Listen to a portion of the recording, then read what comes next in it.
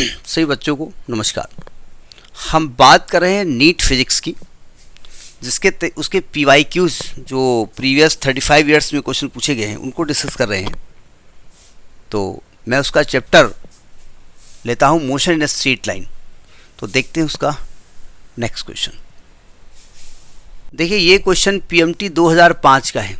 जब तक हम क्वेश्चन पढ़ते हैं तब तक आपकी स्क्रीन पे क्वेश्चन आ रहा होगा, इसको आप देखिएगा। क्वेश्चन कह रहा है कि the distance x of A particle varies with a time t।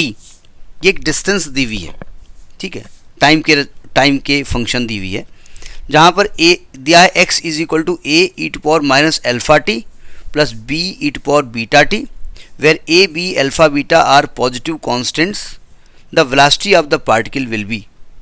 कुछ ऑप्शंस हैं, उसके हिसाब से क्या होगा हमको नहीं मालूम। पहले तो बात कर लेते हैं ये है क्या। देखो यहाँ डिस्टेंस जो दी हुई है ना x, ये दी हुई है आपका a e to power minus alpha t, a e to power minus alpha t और plus b e to power beta t. देखो पहली बात तो लॉ ऑफ होमोजेनिटी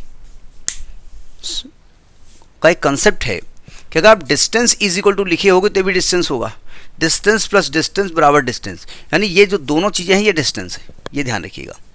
अब चूंकि आपको वेलोसिटी निकालनी है तो आप वेलोसिटी के लिए इसको डिफरेंशिएट करना पड़ेगा। तो इसको हमने क्या किया, टाइम के रेस्पेक्ट में डिफरेंशिएट कर दिया। इसका क्या हो जाएगा, इसका हो जाएगा minus a alpha e to power minus alpha t plus b beta e to power beta t. अब डिफरेंशिएशन आपका क्लियर होगा, वो मैं समझाने नहीं जा रहा हूँ। इस माइनस को अगर हटाना चाहें तो ये अपान में आ जाएगा e अल्फा टी और plus b beta e to power beta t, यानी ये वेलोसिटी आ गई।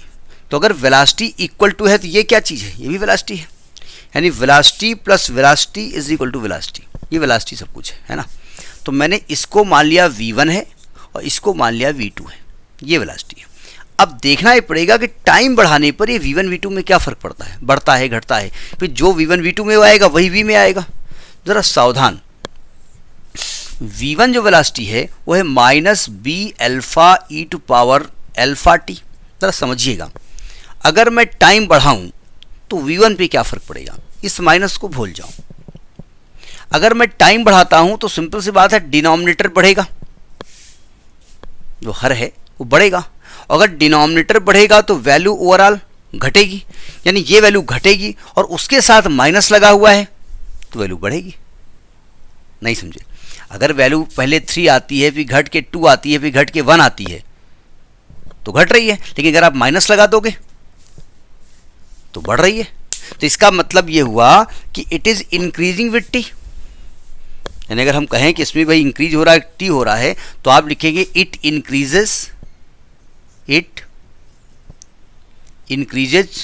विद टाइम, यानी टाइम के साथ ये बढ़ रही है। जरा इसके बारे में बात कर लेते हैं, v2 के बारे में। तो आएगा b beta e to power beta t. अब चूंकि इसमें तो न्यूमरेटर में ही टी है, तो न्यूमरेटर में टी बढ़ेगा तो ई की पावर बढ़ेगा और ई की पावर बढ़ेगा तो v2 बढ़ेगा। तो it also increases with T, ये भी इंक्रीज हो रही है। तो एज v1 इंक्रीजेज और v2 दोनों इंक्रीज हो रहा है, तो दोनों को प्लस करोगे तो v also increase with T, increase with time, मतलब टाइम के साथ साथ ये वेलोसिटी बढ़ने वाली है टोटल, ठीक है। तो ये आपका सही आंसर है, इसका ऑप्शन नंबर डी सही है, ठीक है। अब ऐसे क्वेश्चन आते हैं, ऐसा नहीं कि आप बहुत भयंकर मैथमेटिक्स आई थी, बहुत भयंकर फिजिक्स का प्रूफ आ जाएगा। छोटी बात आपसे पूछते हैं कि आप वहाँ तक अपने माइंड को पहुँचा पाते नहीं पहुँचा पाते। भाई आगे डॉक्टर बनने वाले हैं, आप हार्ट तक घुस तो गए, अब वहाँ तक सोचना आपको पड़ेगा ना कि अब क्या करें, इसका हार्ट निकाल करके क्या करें फ्राई कर लें, क्या करें, तो आपको सोचना पड़ेगा ना, इसलिए वो ब्रेन टेस्ट करते हैं। तो ये क्वेश्चन PMT 2005 का था। Next video. नमस्कार।